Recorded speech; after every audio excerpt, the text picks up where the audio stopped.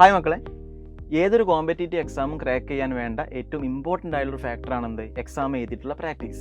നമ്മൾ എന്തിനാ എക്സാം എഴുതുന്നത്? നമ്മൾ സെൽഫ് ഇവാലുവേഷൻ നടത്താൻ വേണ്ടിയിട്ടാണ് അല്ലേ? അതായത് നമ്മൾ പഠിച്ചതെല്ലാം കറക്റ്റ് ആണോ, ഇനി എന്തെങ്കിലും ഇമ്പ്രൂവ് ചെയ്യാനുണ്ടോ, ഏതെങ്കിലും കൺസെപ്റ്റ് ലെവലിൽ മാറ്റവും ഉണ്ടോ, അങ്ങനെ കറക്റ്റ് സെൽഫായിട്ട് അനാലിസിസ് നടത്താൻ വേണ്ടിയിട്ടാണ് നമ്മൾ എക്സാം എഴുതുന്നത്. രണ്ടാമത്തെ കാര്യം എന്താണെന്ന് വെച്ചാൽ നമ്മൾ ടൈം മാനേജ്മെൻറ്റ് ശരിയാക്കാൻ, അല്ലെങ്കിൽ ഒരു നല്ലൊരു പ്രോപ്പർ സ്ട്രാറ്റജി ഉണ്ടാക്കാനാണ് നമ്മൾ എന്ത് ചെയ്യുന്നത്? എക്സാം എഴുതുന്നത്. ഫോർ എക്സാമ്പിൾ നിങ്ങളുടെ മെയിൻ ജെ എക്സാം എഴുതാൻ പോകുന്ന നേരത്ത് ആദ്യം ഫിസിക്സ് എഴുതണോ അല്ലെങ്കിൽ കെമിസ്ട്രി എഴുതണോ മാത്സ് എഴുതണോ എന്നൊക്കെ ഡൗട്ട് ഉണ്ടെങ്കിൽ ആ കാര്യങ്ങളൊക്കെ നിങ്ങൾ എന്ത് ചെയ്യണം? ഇതിന് മുന്നേ നടത്തുന്ന എക്സാമിലൂടെ നിങ്ങൾ എന്ത് ചെയ്യണം? പ്രാക്ടീസ് ചെയ്ത് സെറ്റാക്കണം. അതേപോലെ ടൈമിൻ്റെ ഇഷ്യൂ, അതായത് ചിലപ്പോൾ നിങ്ങൾ ഒരു എക്സാം എഴുതാണ്ട് നേരെ നിങ്ങൾ ജയിലോട്ട് കടക്കുമ്പം ഉറപ്പായിട്ട് നമുക്ക് ടൈം കിട്ടാത്ത കുറേ ഇഷ്യൂസൊക്കെ ഉണ്ടാകും.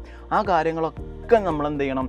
ഈ ജെയിൻ്റെ മുന്നേ നമ്മൾ കണ്ടക്ട് ചെയ്യുന്ന എക്സാംസിലൂടെ പ്രാക്ടീസ് ചെയ്ത് എന്ത് ചെയ്യണം? നമ്മളത് ശരിയാക്കിയെടുക്കണം. ഇനി പറയേണ്ട അടുത്തൊരു കാര്യമാണ് എന്ത്? നമ്മൾ എക്സാം എഴുതുമ്പം ചില സമയത്ത് നമ്മൾ വിചാരിച്ച സ്കോർ കിട്ടൂല. ഞാൻ പറയുന്നത് ജെയിമെയിൻ എക്സാമിൻ്റെ കാര്യമല്ല, അതിൻ്റെ മുന്നേ സൈലത്തിൽ കണ്ടക്ട് ചെയ്യുന്ന എക്സാമിനെ കുറിച്ചാണ് ഞാൻ പറയുന്നത്. അപ്പോൾ നമ്മൾ വിചാരിക്കുന്ന സ്കോർ ചിലപ്പോൾ നമുക്ക് കിട്ടണമെന്നില്ല. അത് വിചാരിച്ച് നമ്മൾ ടെൻഷൻ അടിക്കണോ? ഇല്ല. എക്സാം ശരിക്കും നിങ്ങൾ ടെൻഷൻ പോക്കാൻ വേണ്ടിയിട്ടാണ് നിങ്ങൾ ഇവിടെ കൂടുതലായിട്ട് നമ്മൾ എക്സാം കണ്ടക്ട് ചെയ്യുന്നത്. അപ്പോൾ നിങ്ങൾ നോക്കേണ്ട കാര്യം, ഏതാണോ ക്വസ്റ്റ്യൻ തെറ്റിയത്, എവിടെയാണ് മാർക്ക് പോയത്, ഫിസിക്സിലാണോ അല്ലെങ്കിൽ കെമിസ്ട്രിയിലാണോ മാത്സിലാണോ? കൂടുതൽ ഫിസിക്സിൽ മാർക്ക് പോയിട്ടുണ്ടെങ്കിൽ അടുത്ത പ്രാവശ്യം നമ്മൾ ഫിസിക്സ് കൂടുതലായിട്ട് എന്ത് ചെയ്യുക? ഫോക്കസ് ചെയ്യുക. അപ്പോൾ കറക്റ്റ് നിങ്ങൾ ക്വസ്റ്റ്യൻ പേപ്പർ ഒരു എക്സാം കഴിഞ്ഞ ദിവസം നിങ്ങൾ ചെയ്യേണ്ട ഫസ്റ്റ് കാര്യം എന്താണെന്ന് വെച്ചാൽ ആ ക്വസ്റ്റ്യൻ പേപ്പറിൻ്റെ പ്രോപ്പർ അനാലിസിസാണ്.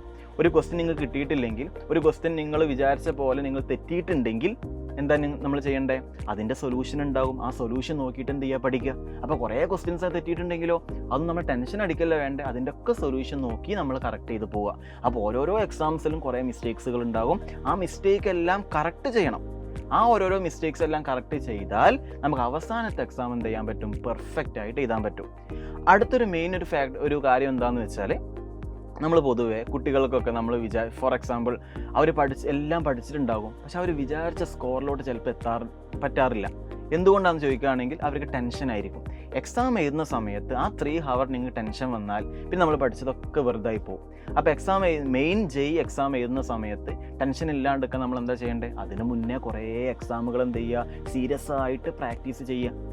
വെറുതെ എക്സാം എഴുതുന്നത് കാര്യമല്ല, സീരിയസ് ആയിട്ട് എടുക്കുക. ഒരു ജെയിമെയിൻ എക്സാം എഴുതുന്ന പോലെ തന്നെ നിങ്ങൾ എന്ത് ചെയ്യുക? സൈലം കണ്ടക്ട് ചെയ്യുന്ന എക്സാം എഴുതുകയാണെങ്കിൽ ജെയിമെയിൻസ് ഒരു നോർമൽ എക്സാമിനെ പോലെ നമുക്ക് എന്ത് ചെയ്യാൻ പറ്റും? എഴുതിയെടുക്കാൻ പറ്റും.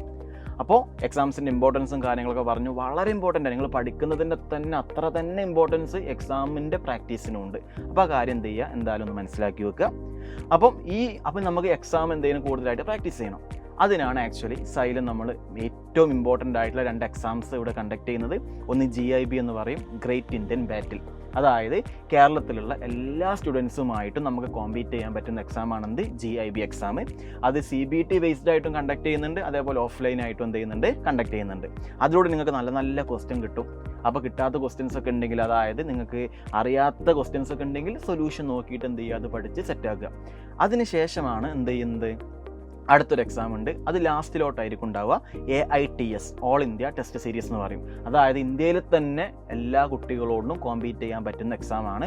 നല്ല നല്ല സെലക്റ്റഡ് ആയിട്ടുള്ള ക്വസ്റ്റ്യൻസ് ആണ് അതിലൂടെ നിങ്ങൾക്ക് കിട്ടുക.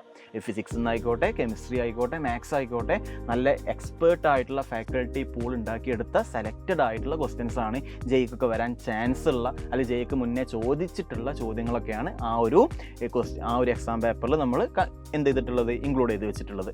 അപ്പോൾ നിങ്ങൾ വളരെ സീരിയസ് ആയിട്ട് എക്സാമും കാര്യങ്ങളൊക്കെ അറ്റൻഡ് ചെയ്യുകയാണെങ്കിൽ നമ്മൾ വിചാരിക്കുന്ന ഒരു പൊസിഷനിലോട്ട് നമുക്ക് എന്ത് ചെയ്യാൻ പറ്റും? എത്താൻ പറ്റും. അപ്പോൾ എനിക്ക് പറയാനുള്ള ഇത്രയേ ഉള്ളൂ. ടെൻഷൻ അടിക്കരുത്. എല്ലാം പഠിച്ചതിന് ശേഷം എക്സാം എഴുതാമെന്ന് വിചാരിക്കരുത് കേട്ടോ. എല്ലാം പഠിച്ചതിന് ശേഷമുള്ള ഒരു എക്സാം, അങ്ങനത്തെ ഒരു എക്സാം ഇല്ല. ആക്ച്വലി നിങ്ങൾ എത്രയാണോ പഠിച്ചത് അത് വെച്ച് സീരിയസ് ആയിട്ട് എക്സാം എഴുതുകയാണെങ്കിൽ അവസാനത്തെ എക്സാം ടെൻഷൻ ഇല്ലാണ്ട് പെർഫെക്റ്റ് ആയിട്ട് കൂളായിട്ട് നമുക്ക് എന്ത് ചെയ്യാൻ പറ്റും? എഴുതിയെടുക്കാൻ പറ്റും. അപ്പോൾ ഈ കാര്യങ്ങളൊക്കെ ശ്രദ്ധിക്കുക, നല്ല പോലെ പഠിക്കുക. നമുക്കിനി സമയം വളരെ കുറച്ചേ ഉള്ളൂ. എത്രത്തോളം നിങ്ങൾ പഠിക്കുന്നുണ്ടോ, എത്രത്തോളം സീരിയസ് ആയിട്ട് എക്സാംസ് എഴുതുന്നുണ്ടോ അതിനനുസരിച്ച് നമ്മൾ വിചാരിക്കുന്ന റാങ്ക് നമുക്ക് എന്തെങ്കിലും കിട്ടും. അപ്പോൾ നമുക്ക് വേറൊരു വീഡിയോയിൽ വേറെ സെക്ഷനായിട്ട് കാണാം. അതുവരെ ഓൾ ദി ബെസ്റ്റ്.